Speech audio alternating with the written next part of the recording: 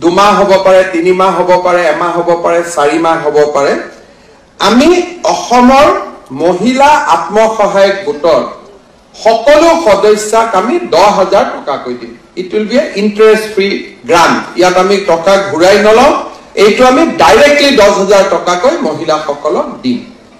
next যেটো মোৰ মনত ইচ্ছা আছে হেতু হল মহিলা সকলক আমি 15,000 টকা লোন দিম আৰু আকৌ 10,000 টকা আমি সাবসিডি দিম and the beneficiary will be 30 lakhs আমি যদি এই মহিলাখিনিক যেহেতু ফার্স্ট আৰম্ভ হোৱাত প্ৰথম কৰ্মচাৰী হিচাপে অসমীয়া যুৱক যুৱতীয়ে কাম কৰিব পাৰে আজি আপোনালোকে আমাৰ সৰু ফিল্মটোত দেখিছিলে যে যিমান ছোৱালীয়ে ওয়েলকাম টাটা টু আসাম বুলি কৈছে তেওঁলোকে হুচুৰত কাম কৰি আছে আৰু গোটেই কেইজনী অসমীয়া ছোৱালী আৰু যিদিনাখন এই জাগিৰোডত এই উদ্যোগ হ'ব তেওঁলোক অসমলৈ উভতি আহিব আৰু অসমত কৰ্ম উদ্যমিত এক নতুন যুৱ শক্তিৰ সৃষ্টিত তেওঁলোকে প্ৰেৰণাৰ স্থাপন কৰাৰ বাবে আমি সহায় কৰিম এনেকুৱা এটা আঁচনি আছিল 1 লাখ ঘূৰাই দিব 1 লাখ ঘূৰাই দিব নালাগে তাৰে যেটো প্ৰথম পৰ্যায়ৰ ইন্টাৰভিউ আছিল সেই ইন্টাৰভিউটো সমাপ্তি হল এতিয়া 1:2 অৰ্থাৎ প্ৰথম বছৰ আমি 30,000 লোকক যুৱক যুৱতীকে সহায়টো কৰিম আৰু তাৰ পিছত আমি আৰু 70,000 ল'ৰা ছোৱালী কৰিম দ্বিতীয় পৰ্যায়ত প্ৰথম পৰ্যায়ৰ যেটো 30,000 ল'ৰা ছোৱালীক আমি সহায় কৰিম তেওঁলোকৰ জিলা পৰ্যায়ৰ ইন্টাৰভিউ 16 আগষ্টৰ পৰা আমি আৰম্ভ কৰিম আৰু 5 ছেপ্টেম্বৰত আমি এই ইন্টাৰভিউটো সমাপন কৰিম আৰু 30 ছেপ্টেম্বৰত আমি 30,000 যুৱকক 2 লাখ টকাৰ যেটো আঁচনি সেই আঁচনিৰ অংশসমূহ আমি বিতৰণ কৰিম আৰু জিলা উপায়ুক্ত সকলৰ লগত এই বিষয়ে আমি ডিটেইল আলোচনা কৰিলো যাতে কোনো ক্ষেত্ৰতে কতো খেলিমেলি নহয় আছিল আজিৰ পিছত আমাৰ মেডিকেল কলেজ খেনিও বহু পৰিমাণে ৰেহাই পাব আমি খুব কম দিনৰ ভিতৰতে চিকিৎসা মহাবিদ্যালয় খেনিৰ বিশেষকৈ এই তিনিটাত কাৰিকৰীত 422টা পদ আছে চতুৰ্থ শ্ৰেণীত 657টা আছে আৰু তৃতীয় শ্ৰেণীত 320টা আছে আমাৰ 4খন মেডিকেল কলেজে এই পোষ্ট খেনি নোহোৱাৰ কাৰণে কষ্ট খাই আছে ডিএমই মহোদয়ক মই অনুৰোধ কৰিম যেনে তেনে অক্টোবৰৰ ভিতৰত টেকনিক্যাল 422টা যাতে নিযুক্তি আমি দিব পাৰো কাৰণ নহলে গোটেই কেইখন মেডিকেল কলেজত কষ্ট হৈ আছে এই 422টা নিযুক্তি দিয়ক আৰু মাৰ্চৰ আগতে তৃতীয় শ্ৰেণীৰ 320টা আৰু চতুৰ্থ শ্ৰেণীৰ 657টা নিযুক্তি দিয়ক যাতে আমাৰ 4খন মেডিকেল কলেজৰ প্ৰিন্সিপাল সকলে কিছু সকাহ লাভ কৰিব পাৰে নহলে তেওঁলোকৰ বহুতখিনি কষ্ট হৈ আছে পুনৰ এবাৰ সকলোকে অভিনন্দন জনাই মই মোৰ বক্তব্যৰ সামৰণি মাৰিছো আজি যি সকলে প্ৰতিশ্ৰুতি দিছিল যে বিজেপি চৰকাৰ যদি শাসনলৈ আহে 1 লাখ যুৱক যুৱতীক চৰকাৰী চাকৰি দিম কোনেও বিশ্বাস কৰা নাছিলে বিজেপি নিৰ্বাচনত বিজয়ী হল কোভিড আহিলে সংকটৰ মাজত থাকিও সেই প্ৰতিশ্ৰুতি মই পাহৰা নাছিলো এটা সময় হৈছিল যে বিৰোধী পক্ষৰ বিধায়ক বিশেষ এজন বিধায়কে 1 লাখ চাকৰি আমি দিব নোৱাৰিম বুলি ভাবিয়ে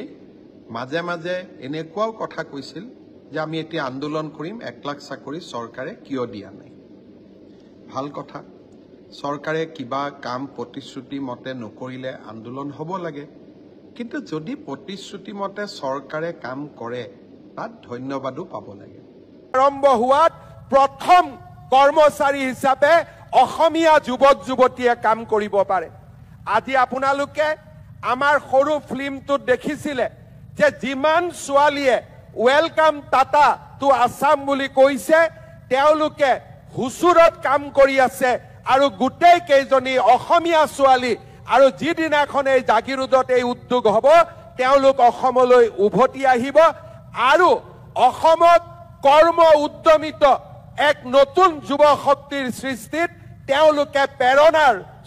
2 মাহ হ'ব পাৰে 3 মাহ হ'ব পাৰে 1 মাহ হ'ব পাৰে 4 মাহ হ'ব পাৰে আমি অসমৰ মহিলা আত্মসহায়ক গোটৰ সকলো সদস্যক আমি 10,000 টকা কৈ দিম it will B A interest free grant ইয়াত আমি টকা ঘূৰাই নলওঁ এইটো আমি ডাইৰেক্টলি 10,000 টকা কৈ মহিলাসকলক দিম নেক্সট যেটো মোৰ মনত ইচ্ছা আছে সেইটো হল মহিলাসকলক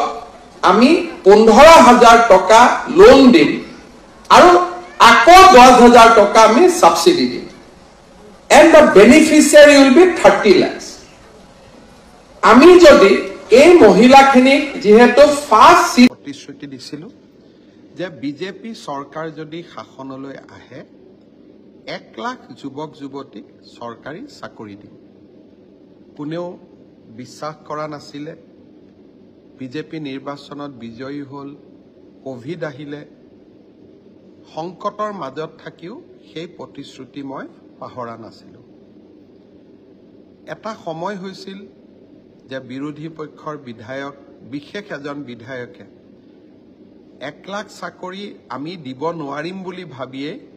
মাজে মাজে এনেকুৱাও কথা কৈছিল যে আমি এটি আন্দোলন কৰিম 1 লাখ চাকৰি চৰকাৰে কিয় দিয়া নাই ভাল কথা চৰকাৰে কিবা কাম প্ৰতিশ্ৰুতি মতে নকৰিলে আন্দোলন হ'ব লাগে কিন্তু যদি প্ৰতিশ্ৰুতি মতে চৰকাৰে কাম কৰে তাত ধন্যবাদও পাব লাগে আছিলে